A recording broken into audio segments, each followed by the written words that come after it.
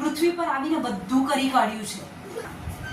એને રીઝવવા માટે એ સ્વર્ગ મળે એટલે અનંત જીવન મળે એટલે ઉપવાસો પ્રાર્થના નથી કરવાનું. એક જ વસ્તુ કરવાની છે, એને ઓળખો, એની જોડે સંબંધ બાંધો, એનામાં શ્રદ્ધા રાખો. જ્યાં તમે ઈસુમાં શ્રદ્ધા રાખી કે બધું તમારું માફ, બધું જ તમારું માફ.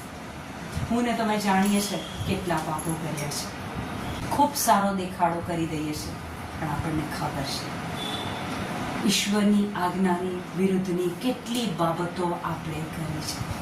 પણ જ્યાં તમે ઈસુમાં શ્રદ્ધા રાખી, ઈસુનો સ્વીકાર કર્યો, પ્રભુના વચનનો સ્વીકાર કર્યો, બધું જ તમારું ધોવાઈ જાય છે.